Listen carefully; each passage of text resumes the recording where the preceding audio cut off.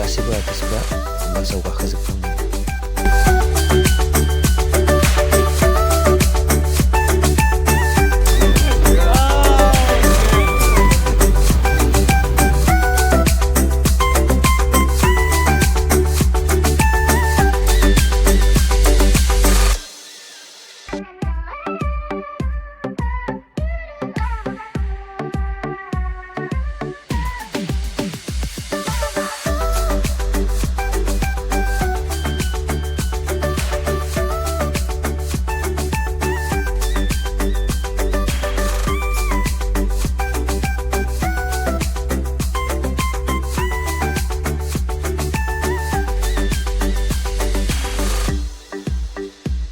मानगोनां साबस्क्राइबार आरो नायगिरि बिथांमोनहा सानदों जानो हागौ भिडिअखौ मानो इसेबां गोबावनि उनाव होखो, मानोना आं लोमजाना दंमोन, बेखायनो आङो भिडिअखौ एडिटिं खालामनो टाइम मोनाखैमोन, बेखायनो गोबाव सम होनो हायाखैमोन, बेनि थाखाय निमाहा बिनाय जाबाय।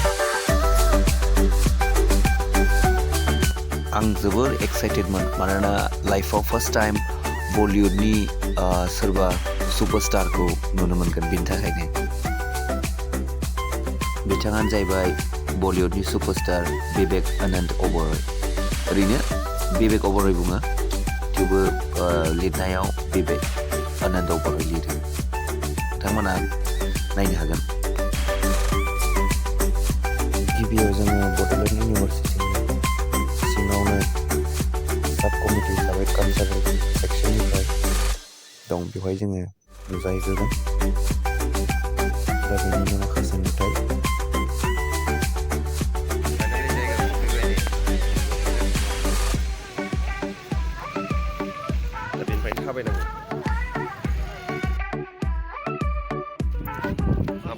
वाला है पीटर सिंह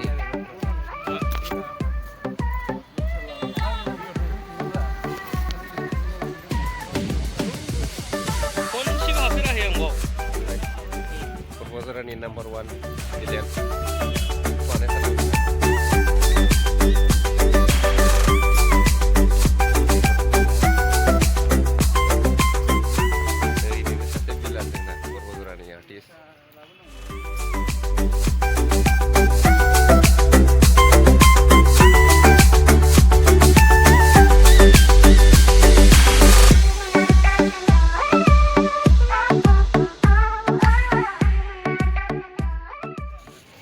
नहीं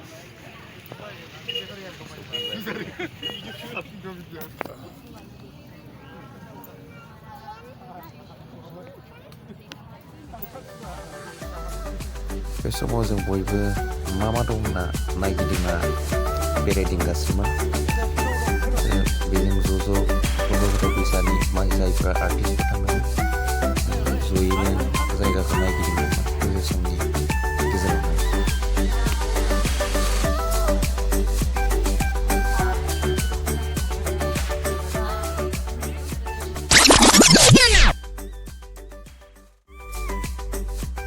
बेखिनि समाव जों माद्रास रेजिमेन्टनि एक्जिबिसनखौ नायनो गसंना दंमोन। आर्मि केम्प नायनाय हासुंखौ एसे दांनाय नायदों। बांसिनानो बे हासुंखौसो दांनो थांखादोंमोन आरोना, दा गैया।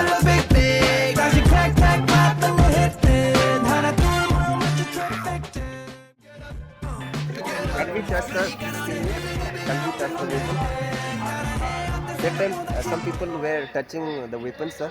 That time I show. Some people were touching that weapon. अच्छा अंदर आ जाइए आप ऑपरेशन उम्र हो गया सर नहीं तो हम नहीं जा सकते।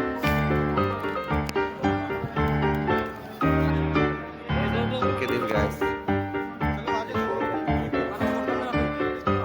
From Madras. We'd like to show you.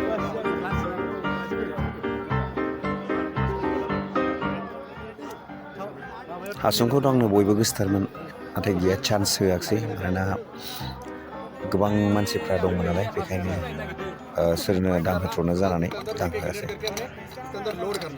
Load करके इसको बंद कर देना, जैसे फायर कर देगा एक ग्रेनेड फायर हो जाएगा, ठीक है।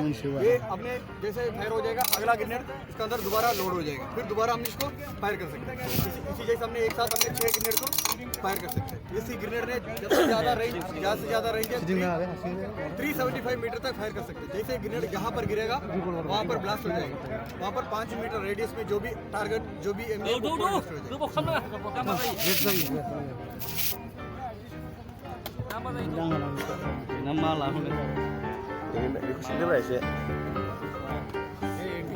रॉकेट लॉन्चर है। इसका वजन है 10 kg है। ये स्टूडेंट इसका बनाया हुआ। इसमें क्या सिंगल बंदा फायर नहीं कर सकता, 2 बंदा जरूरत है। एक बंदा भरने के लिए चाहिए, एक बंदा फायर करने के लिए।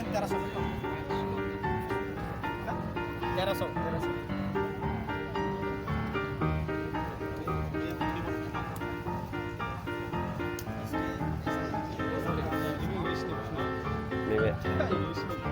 MMG.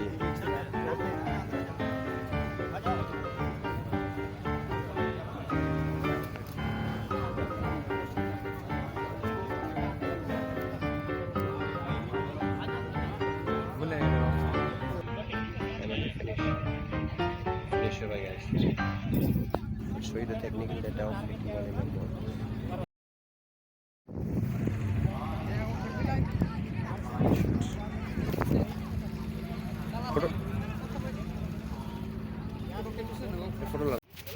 Rồi về lấy xe chiều thằng xe.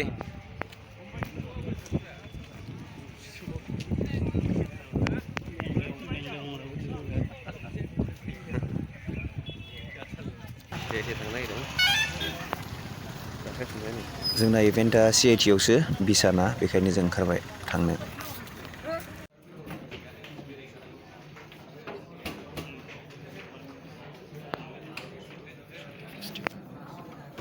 जों बयबो बिसानि आर्टिस्टफोर आरो लोगोसे CITनि स्टुडेन्टसफोराबो बे बेगबरायखौ नेना दंमोन। मिटिं जानाय हला जोबोर मोजांमोन, निट एन्ड क्लिन। बे समाव बोरैबा जायगा सोलायनाय बायदि जादोंमोन आरोना, मानोना दा सिट केपासिटिया एसे खममोन आरो मानसिफ्रा बुरजासिनमोन आरो। नेगासिनो ओंखाम उखैनायखौ दोनथ'नानैबाबो नायगोन होननानै नेगासिनो। फैगोन फैया, बेसेबांबा गोबाव नेबाय, सफैया, मेंग्लिलायदोंमोन जोङो।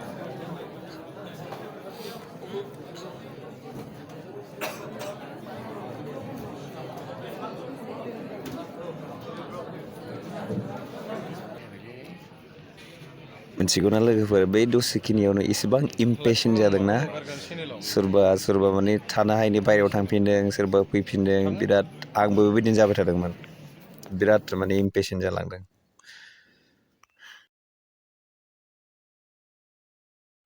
जिखुनु नेबाय थाबाय, गिदिर मानसि माथो खालामनो, जों नेदोंमोन आरो बिदिनो। ओइ दासो सफैबाय, फाइनालि नुसिगोन बिबेक आनन्द बर'खौ। महरगिरि नोंथांमोनखौ जों गसंनो खावलायनाय जाबाय, लोगोसेनो आखाइ हमनानै गुरै खावलायनाय जाबाय। जय बिबेक बर'आ की जय, जय बिबेक बर'आ की जय, जय बिबेक बर'आ की जय, जय बिबेक बर'आ की जय, जय बिबेक बर'आ की जय। बिबेक बर'आ की जय, बिबेक बर'आ की जय, जय बिबेक बर'आ की जय। थैंक यू सर। बिथांनाव सोंनो गोबां सोंथि दंमोन, नाथाय समनि आंखालाव जों सोंजोबनो हायाखिसै। नेक्स्ट टाइम नाजासिगोन, माने मालाबा चान्स मोनफिनोब्ला आरोना। महरगिरि नोंथांमोनखौ गावबा गावनि जायगायाव जिरायनो थाखाय गुरै खावलायनाय जाबाय। बांद्राय गेदारिं खालामनांला, और जितना लोग स्टूडेंट्स आए हुए हो आप लोग को हम पीछे बैठने के लिए अभी आप लोग पीछे बैठ जाइए। We welcome you, sir. We will just have a small felicitation. First, I would like to request the General Secretary, Guru Pavitra Boro, to kindly felicitate sir with an ROI.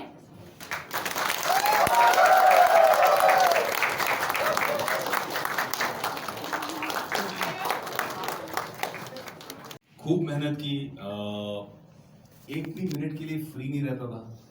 जहां मुझे लगा कि अपॉर्चुनिटी है, जैसे मैं place करने गया तो किसी ने कहा यार आपकी आवाज़ बहुत अच्छी है, आप रेडियो के बे समाव जों ओंखारफिनबायमोन बिबेक बर'आ जानो हागौ माबा मोनसे गोनां खामानिनि थाखाय साडेनलि ओंखारबाय गोबां कुवेश्चन गोबां मिथिनांगौ सोंनांगौ दंबावोमोन नाथाय बिथाङा थाबनो ओंखारनायनि जाहोनाव जोंबो ओंखारनांगौ जानानै फैबाय आरो टाइमाबो जाबायमोन दसे समनि उनावनो जों बिनिफ्राय ओंखारबोबाय मोगथांजों एसे मोगा मोगि जानायनो आदा एसे डायलग होलाय एसे डायलग होलाय एसे डायलग होलाय आं डायलग होनलालै एसे बुंहरलाय आदा मा बुंनो जेखुनु नोंनि गोसोआव जेखौ फैयो मा होनगोन दा लटारि ना फानदो इसोरो